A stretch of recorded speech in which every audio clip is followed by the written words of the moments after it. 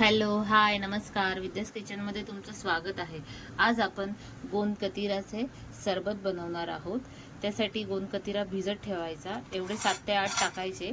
त्यामध्ये पाणी टाकून त्याला रात्रभर ठेवायचा आणि सकाळी तो ओपन करून बघायचा. तुम्हाला दाखवते. हे बघा, गोंदकतिरा मस्त छानपैकी असा फुगलेला आहे. हे बघा, सकाळपर्यंत मस्त छान फुगलेला आहे.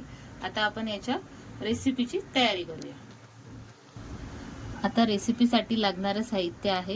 गोंदकतिरा तर फुगलेला आहेच. 2 ग्लास घेतलेले आहेत. कोकम सरबत घेतलेला आहे 1 वाटी.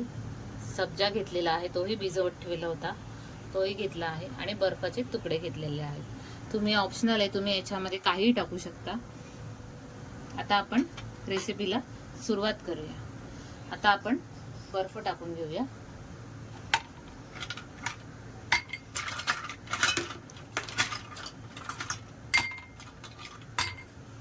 त्यानंतर आपण गोंदकतिरा टाकूया. कसा जेली सारखा आहे बघा.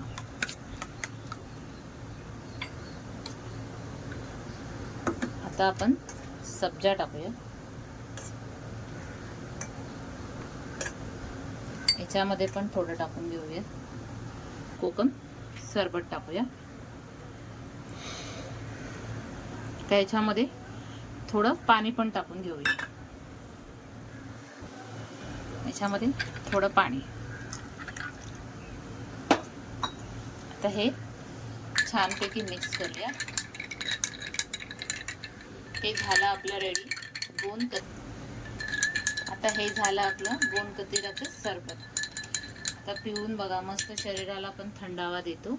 कतिराचे काय काय फायदे पण आहेत. मस्त हे शरीराला थंडावा देतो. उष्णता घातक टाळण्यासाठी उन्हातील पेयाचा हा एक लोकप्रिय घटक आहे.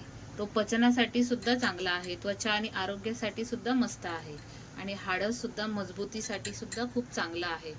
हे मस्त असं 2-3 आठवड्यातून 2-3 वेळा जरी पियाले ना तरी खूप छान वाटेल आपल्याला. हे असं ट्राय करून बघा. तुम्ही पण ट्राय करा. आम्हीही ट्राय केला आहे. आता हे पिऊन बघतो आम्ही. कशी वाटली रेसिपी आवडल्यास चॅनलला लाईक, शेअर, सबस्क्राईब करा.